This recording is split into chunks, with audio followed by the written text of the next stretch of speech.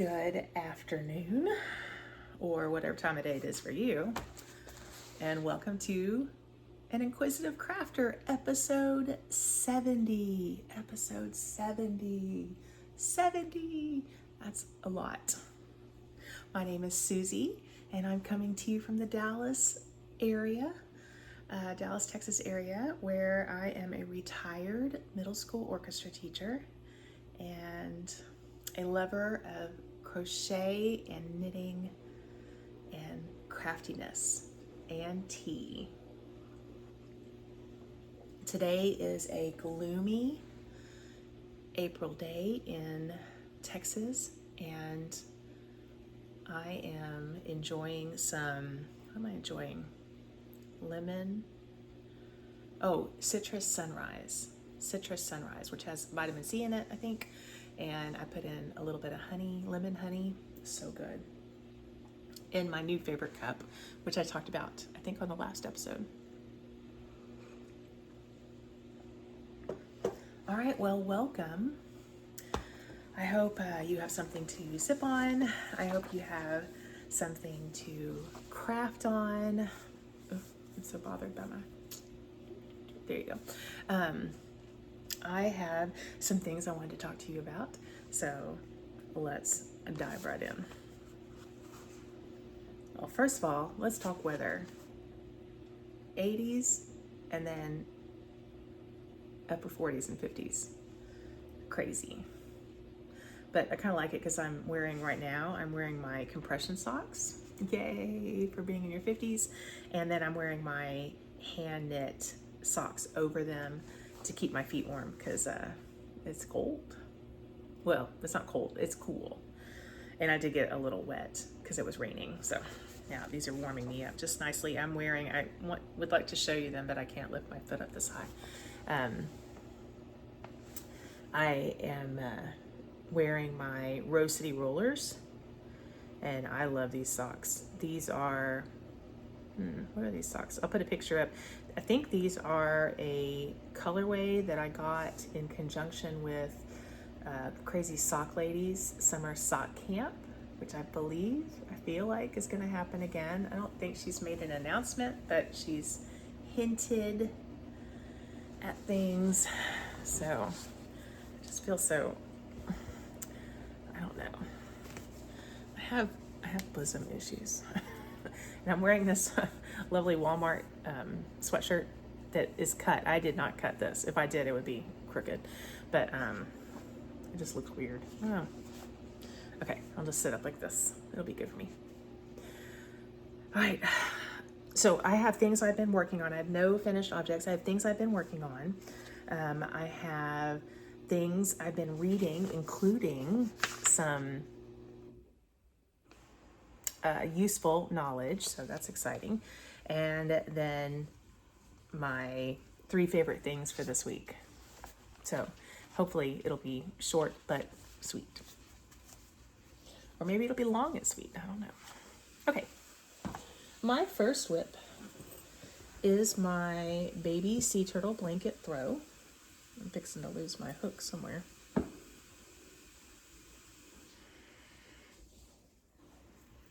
All right, this is a pattern by Mandy Huseth, and it is crocheted. I think I'm using a J hook, but all of my information is in my Ravelry page. So, do I know where the front is?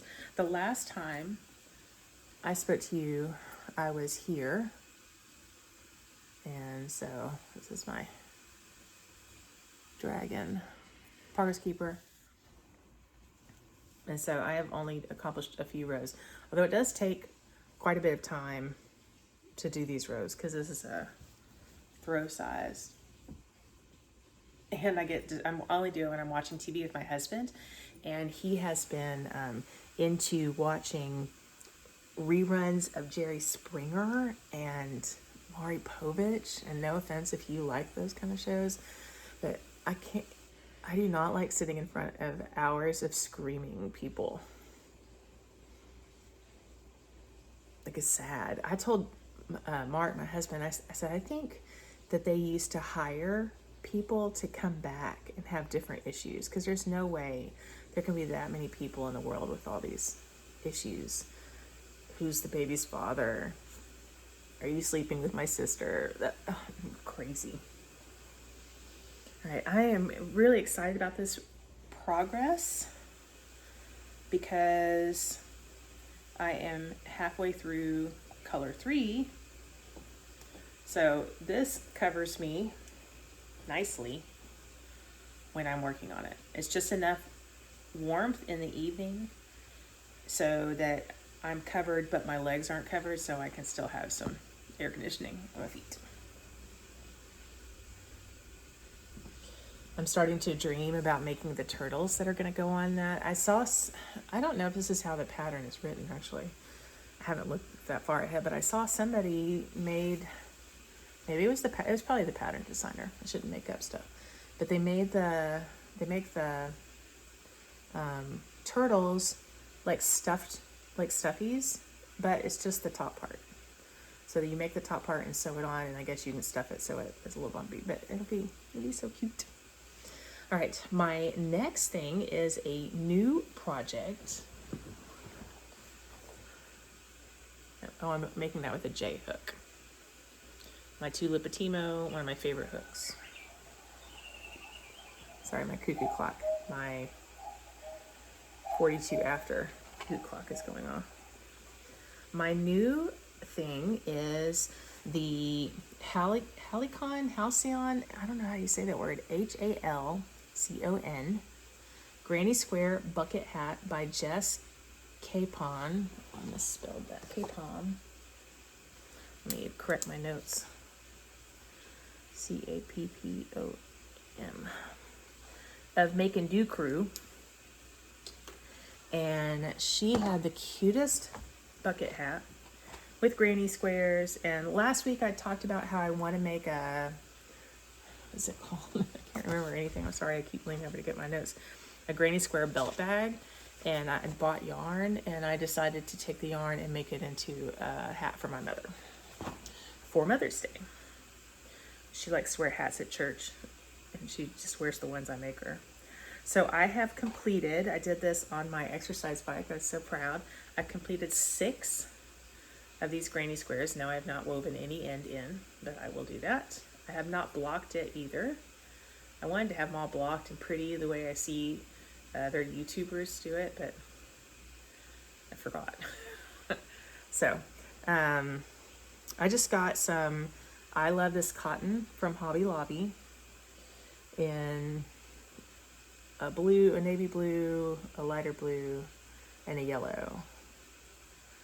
And I don't remember any of the color names because I don't think I have that information anymore. But, oh, it's not a blue, it's a green. It's a green. Looks blue in this light. It's interesting. Anyway, so I'll have the squares going around for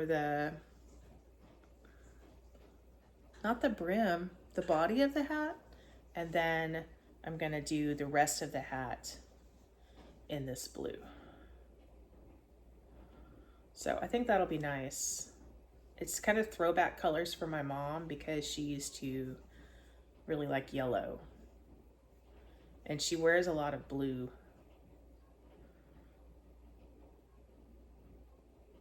I think I've influenced her because I used to always pick out her clothes. We would go shopping and I would shop for her, and I only like blues and purples and greens.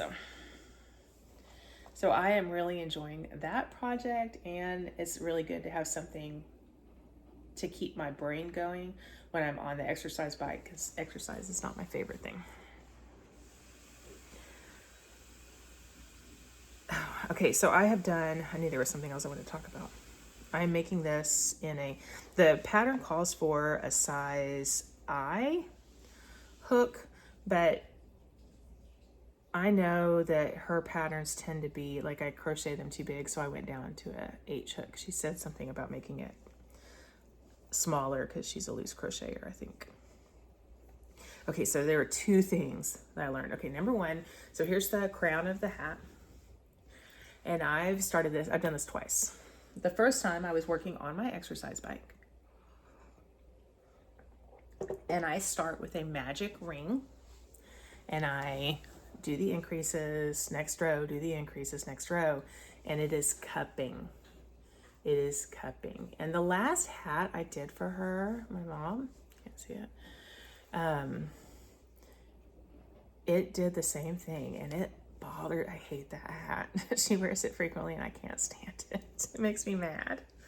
So the other hat it did that, I started with a magic ring. So I think what I did is, because you want the hole to your, there's the hole, right there, to your magic ring to cinch close, I think I pull way too tight, and then all of my stitches around it are still tight, and it's just bowling up instead of being nice and flat. The other thing that I did was I followed instructions in the pattern to put in a stitch marker. You do so many increase rounds, and then you put a stitch marker in the first of your, this increase is 2 single crochet in a stitch. You mark the first one, and then do your next however many, and then you mark the first one of the increase, the stitch of the increase, and then do it and go all the way around. And then the next time, you still probably should count. You're trying to get to increase and then 9 single crochets, I think. No, you're trying to get to 96 stitches. I knew there was a 9 in there somewhere. You're trying to get to 96 stitches, I believe. But instead of having to count 1, 2, single, increase, single, you just, when you get to the marker, just stick an increase in it. So crochet is not like knitting exactly in my mind, especially in this darker yarn, where, in knitting you can see the increases, and people really work to make those increases look like a flower or a star or whatever. You can see them. Is this showing you what I'm wanting you to know? I'm not sure. It's working for me. But you can't tell that maybe some of my increases are a little off. I'm still trying to look and make sure I increase in the increase round or increase stitch, but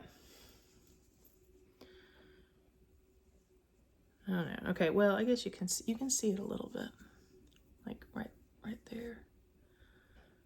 See, like the little line, but it's not as predominant, I don't think, as it is in knitting. So I thought that was really much easier to accomplish and not have to pay attention. And sometimes you just want something mindless. And so that is working for me. So that is her hat. And then the last thing, well, no, not the last thing, sorry. That's a lie. Another thing I've been working on are my Rose City sliders, which are the Rose City rollers by Mara Catherine Briner. I had finished one sock. Have you seen this? I don't remember. It's ginormous. Maybe, yes, because I talked about the toe. My son wears a size 16 shoe, and he has a longer third toe and second toe than his big toe. But I, in my infinite knitting wisdom, decided to do a rounded toe, and I should have done a square toe. Is it called a square toe? So I had finished one, and here I am on the second one. I don't guess I've done a whole lot, but I have finished the heel. Sorry, what's the yarn stuff here? I have finished the heel and picked up for the decreases. So I'm working on the decreases and how I do my decreases. Well, first of all, look at this Progress Keeper. This is a melted knitting needle. Somebody, and I wish I remembered her name. If I remember, I'll put it in the show notes, but at DFW Fiber Fest, you can go usually to a booth, and take a little mini class where you can make some kind of jewelry or decoration out of old sawed off crochet hooks and knitting needles. I did a class and I made I think it was supposed to be a Christmas ornament, but I'm using it kind of like a sun catcher thing, and it sits in my car and it hangs from the rear view mirror. It just has several different lengths of crochet hook pieces and beads, and I love it. And it's in my signature blues and greens. So I love it, love it, love it. It makes me so happy every time I see it. Well, I bought some stitch markers from her and some jewelry. And if you look, you can see maybe like the head of the knitting needle. I think that's what that is. Isn't that neat? Okay. But how I know how to do so when you're doing the decreases after the heel turn and you're decreasing, you have one row of decrease and then one row of plain knitting, or more, but this is the pattern that I'm doing. I take my stitch marker, and when I'm fixing to, how do I knit this way? Yeah. When I'm fixing to get to the place where my round changes, like I get to the next round, I move the stitch marker up, and then I knit over it, so it's got one strand of yarn going across the stitch marker. That is my decrease round. So then I do my decreases.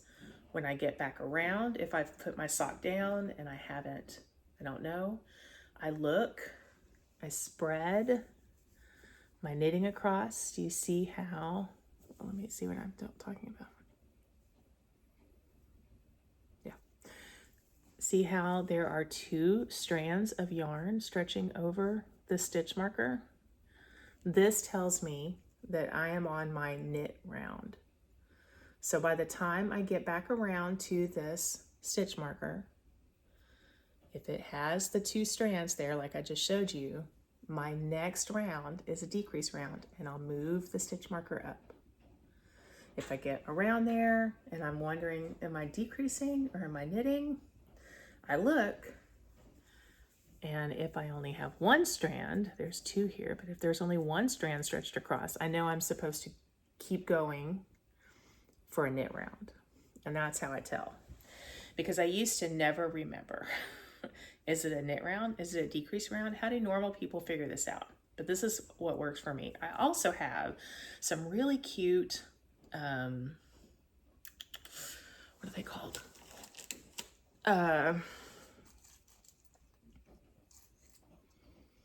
Those counting chains, what are those called?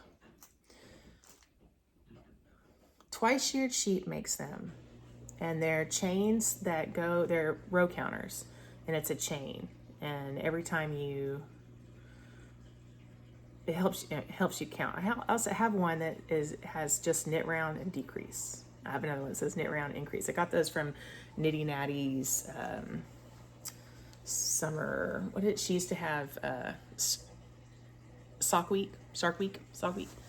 But now it's like the Great Outdoors Week. I'm sorry, I think I kicked the camera. Or Ice Cream Week, I don't know what it is. I know she's planning it for this year, but I don't know what it's called. Anyway, that was all a long tangent. But that's how I tell where I am on the sock.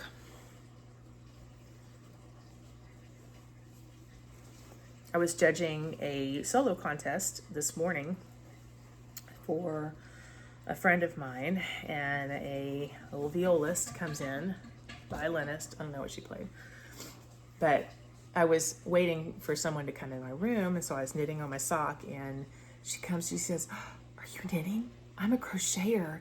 I don't know how to knit, but I'm sorry, that's my washing machine. I don't know how to knit, but I'm so intrigued." And it was so cute hearing a, 14-year-old, 13-year-old. I'm so intrigued. That was cute. Okay. One last whip. This one I'm so excited about. Now this is the Beary Cozy Gnome Mystery Knit Along by Sarah Schira of Imagined Landscapes Design. So if you are not through with Clue 2, look away, look away, look away, because I'm going to show. So here are my colors. I got these from, who did I get these from? Do I have information? Am I useful as a podcaster? No, I don't. I think this is, what is this? I think this is Yarnaceous Fibers in her Lucky Bear colorway. Oh, look, there's a tag. Yes. Yarnaceous Fibers in the Salta fingering base, which is an 8515. And this is Path of Ashes, like a light bluey gray. And then I have this Lucky Bear colorway, which came with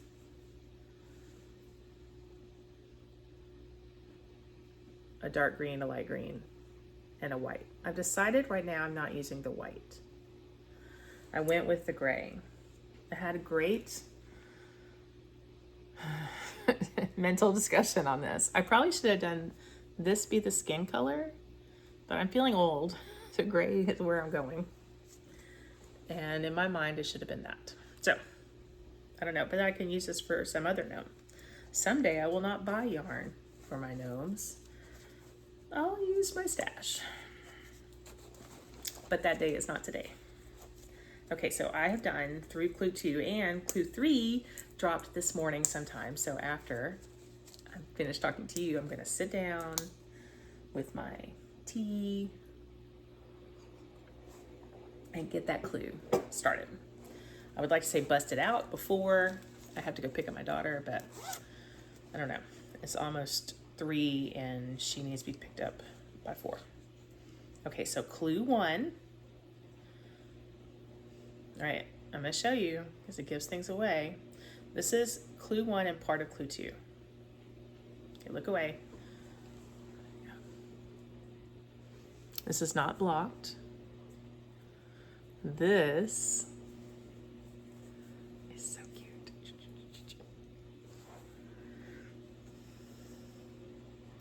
And then here's the other part of clue 2. So, do you know what this is? I do. Do you know what this is? These are? Of course you do. So I gotta do clue 3. I did mess up on clue 1. You can see my little dents, but I don't care. I know what I did. I forgot what row I was on because I don't understand knitting like I do crochet. But I think if I block the beard, it'll not be too bad. I switched like a wrong side row and a right side row.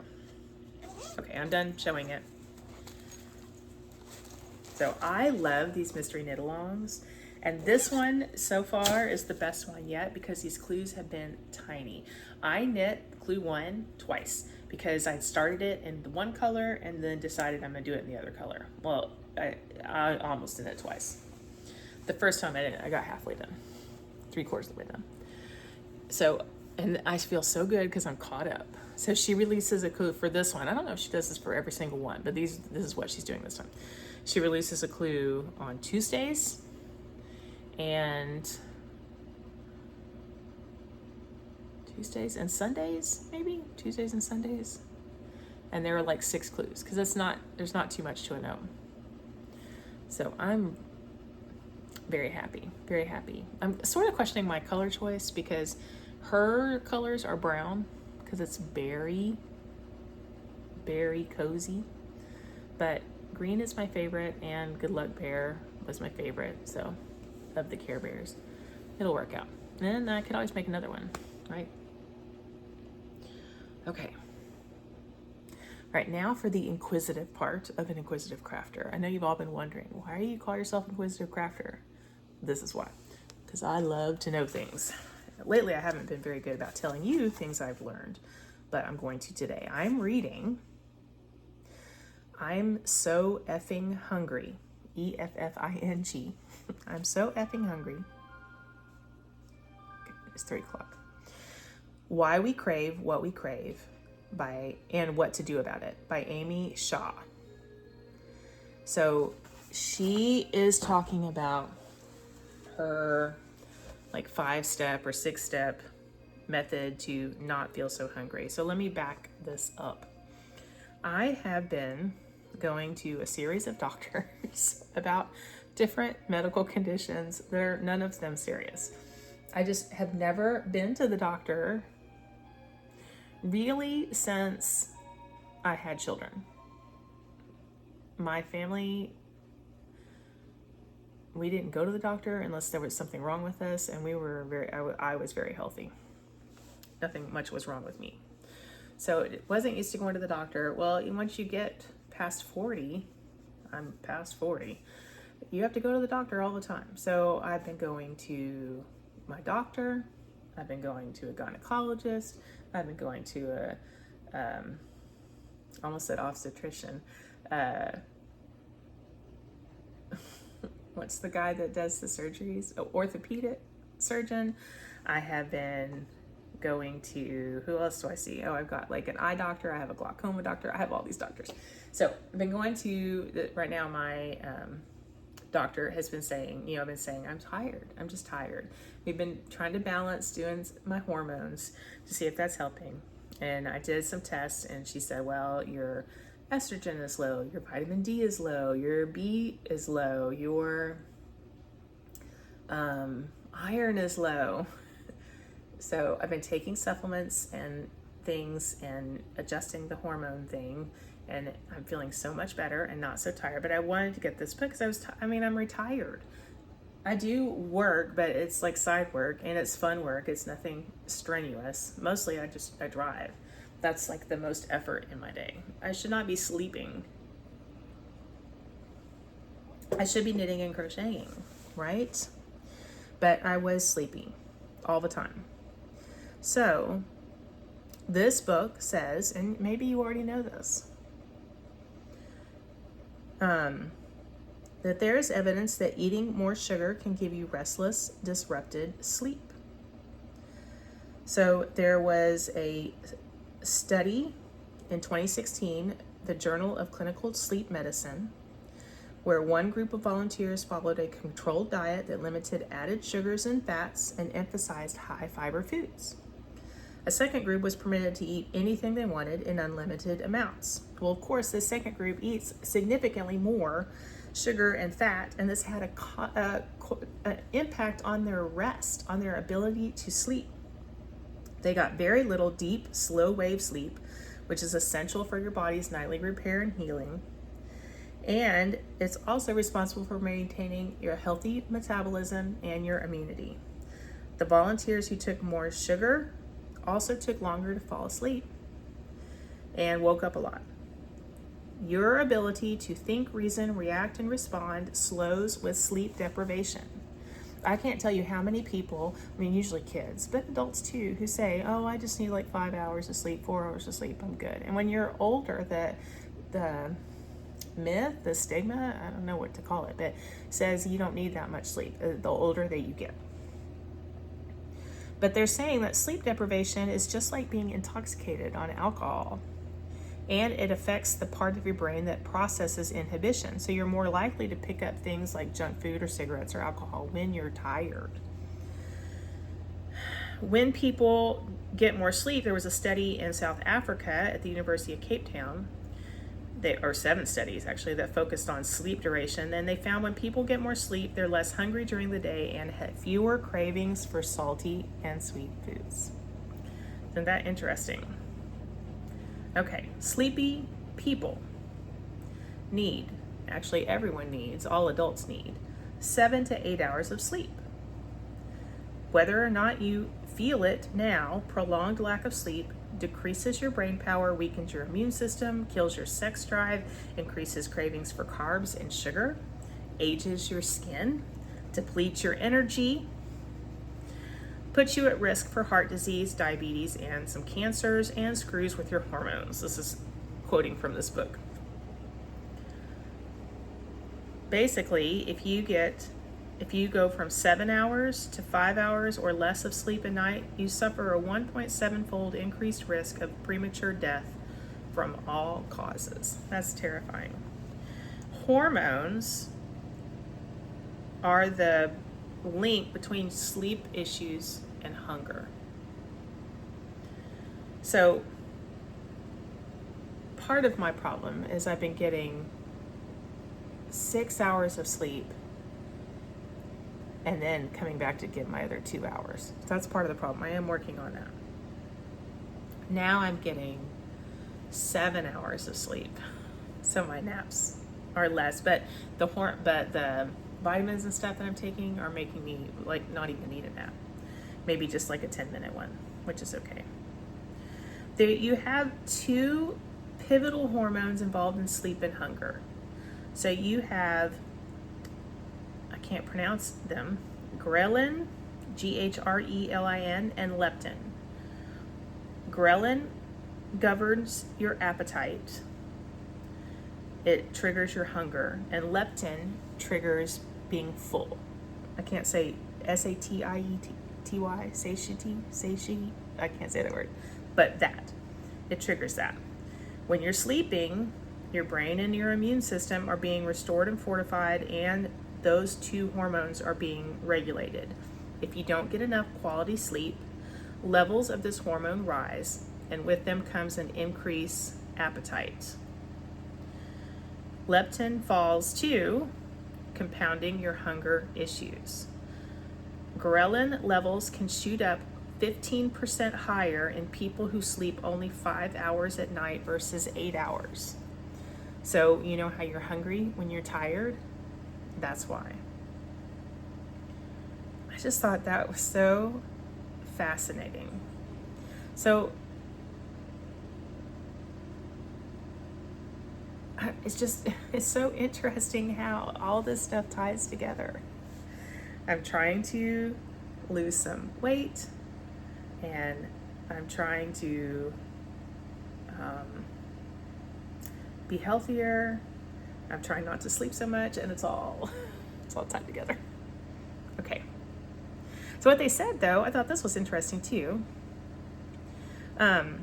You should aim for at least 2 good nights of sleep when life is busy, 7 to 8 hours each week.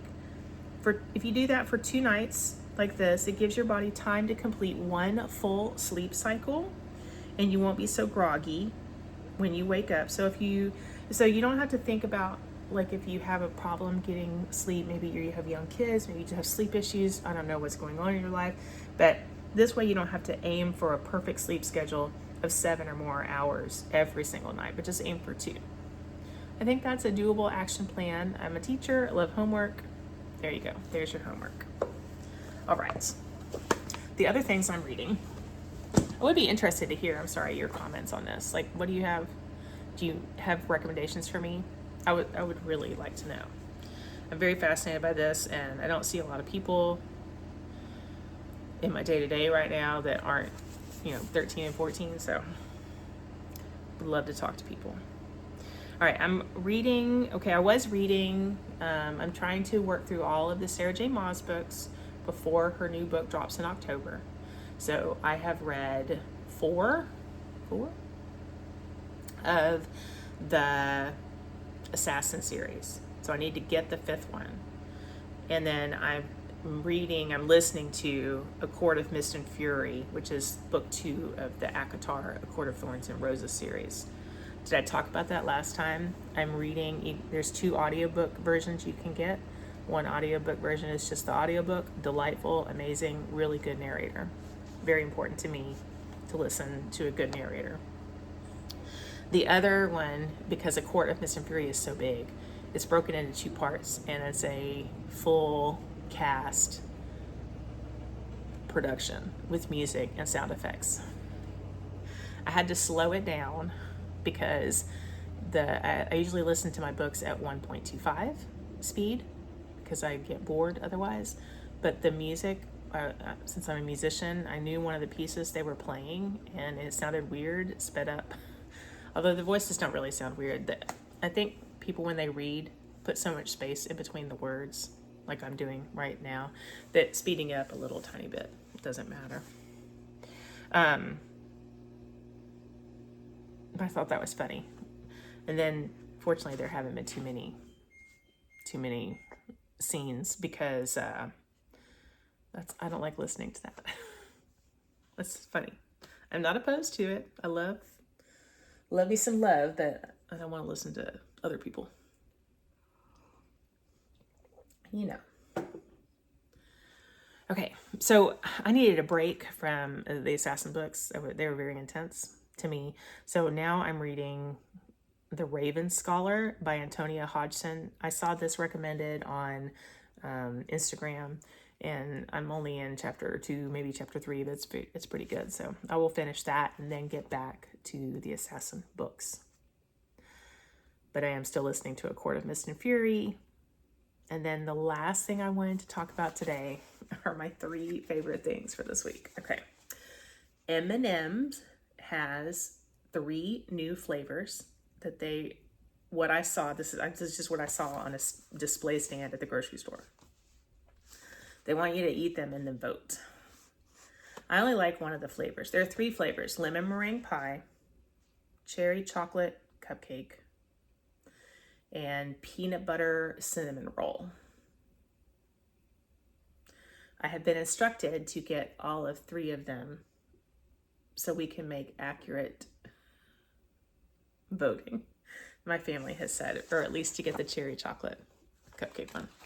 But what I did buy is the lemon meringue pie one, and it's amazing. It's so good. Now it is crispy, so it kind of tastes like meringue is crunchy, right? A little bit. So it is a crispy M&M, but it is very, very good. Highly recommend. All right, the next thing I'm watching, and I've never seen this, although I'm a huge Star Trek fan. I've never seen Lower Decks. So Lower Decks is a cartoon version of Star Trek, and it has more humor. I assumed it was like bathroom humor, which I do not care for. As a middle school teacher, I've heard plenty of that. I don't want to hear it in my fun time. But my brother thinks the show is hysterical, and it was the series I hadn't seen yet for Star Trek. So I have watched a few episodes with my husband, and they are laugh out loud funny. So if you are a Star Trek fan, watch some Lower Decks, because it is really funny. And then the last thing is, my oldest son is getting me hooked on Stardew Valley, the computer game. Well, I guess you could play it on a Switch, but I don't have a Switch. I have a computer. So I've been playing Stardew Valley. Last night, I got home from picking up my husband at about 6 o'clock. And between making dinner, cleaning up after dinner, taking a kid to work, and coming back, I played Stardew Valley roughly almost 5 hours. And my left hand hurt so bad. Now, I'd been writing a lot, and I'm left-handed, and I don't usually write. So there was that, but the clicking of like the direction keys on your keyboard to make the little guy move. Ouch. But I have what I call the hand smasher. It's a hand massager. It's a compressor thing that you put in. It has heat options, and it massages out your hand. And then I smeared a whole bunch of BioFreeze, like their nighttime version of BioFreeze, which I love. I'm embracing my old lady era of all these weird smells, because I have to have what is it called? Vicks VapoRub I have to put under my nose before I sleep, even if I'm not congested. That's just what helps me sleep. So I think that's very funny. But now, like, I'm embracing all those, I don't know what those scents are, but that's what I like. All right. Okay, so you have homework. 2 hours, 2 days of 7 to 8 hours of sleep. See what you can do. Let me know if you have any information or books I should read or anything you want to share with me about this perimenopause, hormones, sleep, hunger, any of that, or what you're working on, what you're crocheting and knitting. I would love to hear. All right, take care.